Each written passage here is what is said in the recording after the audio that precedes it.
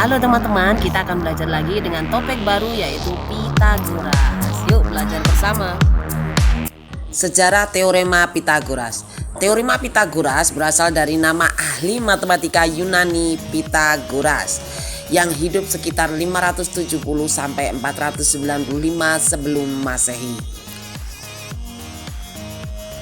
Dalam teorema Pitagoras, sisi C seperti tampak pada gambar di samping merupakan hipotenus, yaitu sisi terpanjang. Letaknya di depan sudut siku-siku. Nah, sekarang nama-nama sisi dalam teorema Pitagoras. Dalam teorema Pitagoras, 3 sisi segitiga dinamakan. Yang pertama, 2 sisi yang membentuk sudut siku-siku disebut sebagai kaki. Dalam gambar di samping ditunjukkan sisi A dan sisi B. Sedangkan sisi miring disebut dengan hipotenus.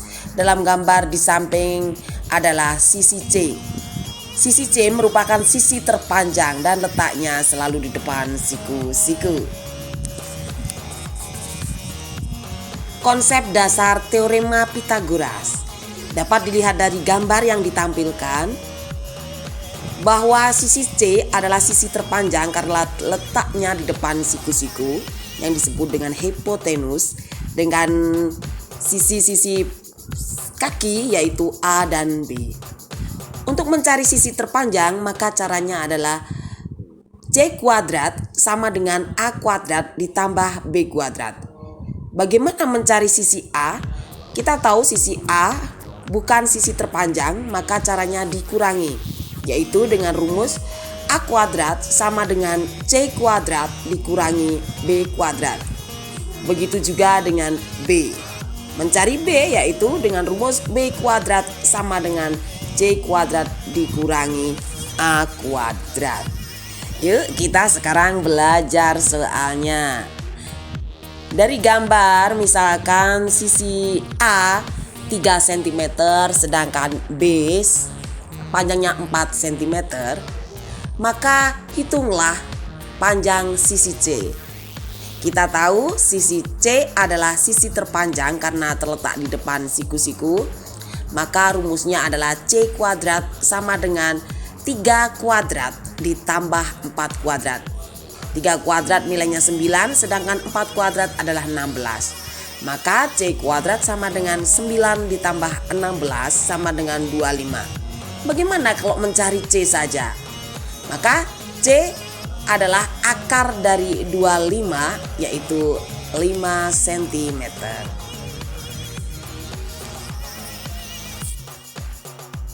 Bagaimana kalau mencari bukan sisi terpanjang? Nah, ini ditampilkan lagi teman-teman. Diketahui KM sisi terpanjang karena depan siku-siku 13 cm. Sedangkan LM 12 cm. Berapakah panjang KL?